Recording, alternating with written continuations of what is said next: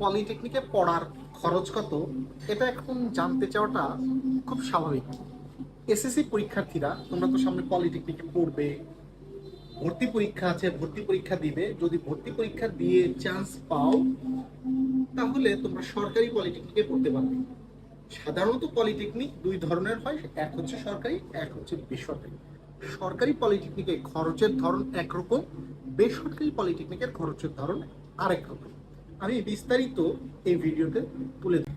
আর হ্যাঁ, পলিটেকনিক ভর্তি সংক্রান্ত যাবতীয় তথ্য জানার জন্য ডেসক্রিপশনে দেখো একটা প্লে লিস্ট আছে, আমাদের কাছে প্রশ্ন করার জন্য একটা গুগল ফর্ম আছে, এবং আমাদের মাধ্যমে যদি তুমি ভর্তি প্রস্তুতি গ্রহণ করতে চাও আমাদের softmaxonlineschool.com এর ওয়েবসাইট দেওয়া আছে ডেসক্রিপশনে।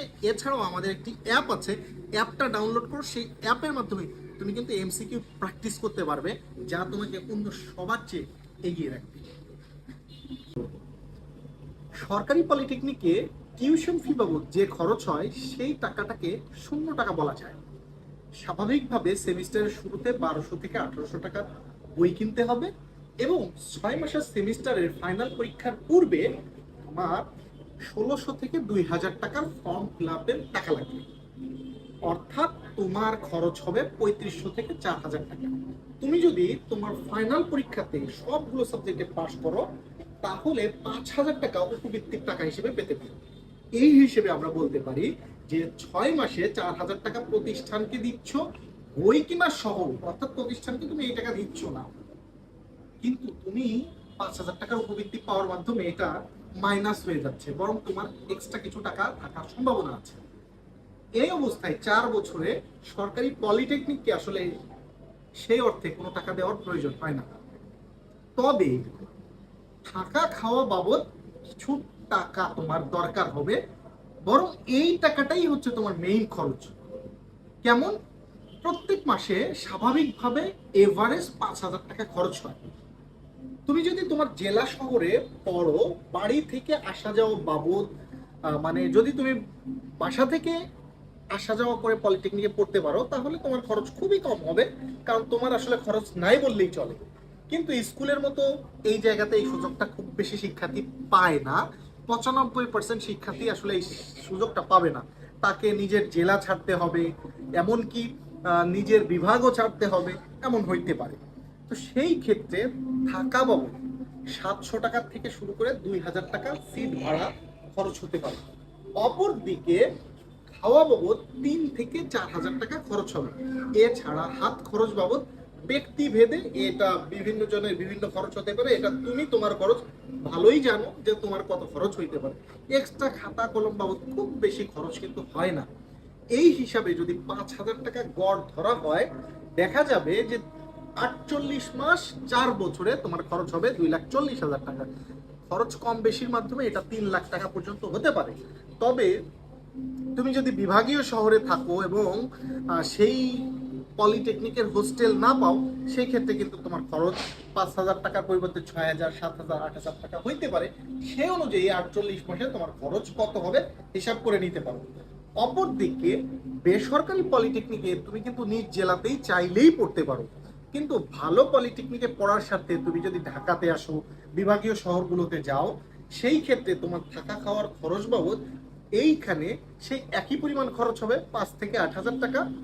অপরদিকে সরকারি পলিটেকনিকে তোমার টিউশন ফি ছিল 0 টাকার কাছাকাছি, কিন্তু বেসরকারি পলিটেকনিকের কোয়ালিটি অনুযায়ী 4 বছরে 60,000 থেকে শুরু করে 2 থেকে 2.5 লাখ টাকা তোমার পলিটেকনিককে দেওয়া লাগবে। অর্থাৎ তোমার যদি থাকা খাওয়া বাবদ 2.5 থেকে 3 লাখ টাকা খরচ হইতো এবং প্রতিষ্ঠানকে 4 বছর বাবদ 1 লাখ যদি দাও তাহলে তোমার সেই 1 লাখ টাকা বেশি, যদি 2 লাখ টাকা দাও তাহলে 2 লাখ টাকা বেশি। সেই হিসাবে বেসরকারিতে আমরা এভারেজ দেখি 5 লাখ টাকা খরচ হয়। এখন প্রতিষ্ঠান এবং তার ব্যক্তি খরচের উপর ভিত্তি করে 6, 7 লাখ, 8 লাখ টাকা পর্যন্ত খরচ হয়ে যায়। এখন আসি আসল কথায়। দেখো, তুমি সরকারি পলিটেকনিকে পড়লেও তুমি 3 লাখ টাকার মতো খরচ করবে, বেসরকারি পলিটেকনিকে পড়লেও তুমি 5 লাখ টাকার মতো খরচ করবে। তাহলে বলাই যায় 4 বছর পড়াশোনার জন্য তোমার 3 থেকে 5 লাখ টাকা খরচের চিন্তা ভাউচার মাথায় নিয়ে পড়তে হচ্ছে। এখন এত টাকা তুমি খরচ করবা, কিন্তু ডিপ্লোমা ইঞ্জিনিয়ারিংটাকে ভালোভাবে শেষ করার জন্য তুমি যদি তোমার এক্সট্রা স্কিল অর্জনের জন্য দক্ষতা অর্জনের জন্য অথবা তোমার পড়াশোনাকে আরো ভালো করার জন্য 10,000 টাকা 20,000 টাকা 4 বছরে খরচ করতে না পারো, আদৌ কি তুমি ভালো ইঞ্জিনিয়ার হওয়ার জন্য মেন্টালি প্রিপেয়ার্ড হয়ে পলিটেকনিকে ঢুকছো? অনেকেই এটা ঢুকে না বিধায় সে পলিটেকনিকে পড়ে খুব বেশি ভালো করতে পারে না, কারণ সে খাওয়া থাকা বাবদ সে বাড়িতে থাকলেও খাইতো, সেই খাওয়া বাবদ খরচ করেছে, কিন্তু 4 বছর সময় যে তার জীবন থেকে চলে যাচ্ছে, এই স্কিল এই ডিগ্রি যদি তার এই সময়ে অর্জন না হয়, এই সময়ে সে ভালো একটা ডিগ্রি অর্জন করে যে উদ্দেশ্য নিয়ে ডিপ্লোমা ইঞ্জিনিয়ারিং করছে সেই ডিপ্লোমাকে কাজে লাগাতে না পারে, তাহলে তো পুরো টাকাই লস। তুমি পুরো ফসলের জন্য বিনিয়োগ করবা, কিন্তু সার দেওয়ার জন্য, ফসলের পোকামাকড় থেকে রক্ষা করার জন্য কীটনাশক দেওয়ার জন্য যদি কৃপণতা করো, তাহলে ফসল যেমন টিকবে না, একইভাবে তোমার এই লক্ষ লক্ষ টাকা খরচ করার পরে যদি সামান্য টাকা তোমার স্কিল অর্জনের জন্য এবং পড়াশোনাকে এগিয়ে নেওয়ার জন্য খরচ করতে কার্পণ্য বোধ হয়, এবং তখন যদি নিজেকে মনে হয় গরিব, তাহলে ভাই পলিটেকনিকে পড়াশোনার আগে অনেক ভাবো। কারণ 3 থেকে 5 লক্ষ টাকা খরচ করার টার্গেট যে নিয়ে মাঠে নামতে পারে, সে যদি 4 বছরে 20-30 হাজার টাকা তার স্কিল অর্জনের পিছনে খরচ করার টার্গেট না রাখে, তাহলে সে কিন্তু পড়াশোনা বিষয়ে সিরিয়াস না। আর এই সিরিয়াস না থাকা শিক্ষার্থীরা পড়াশোনা থেকে বিচ্যুত হয়ে যায়, ফলে তারা পড়াশোনায় ভালো করতে পারে না। এই জন্য খরচ করার আগে আবার হোক, প্রয়োজনে এই টাকা খরচ না করে বিদেশ চলে যাও, তাতেও লাভ হবে।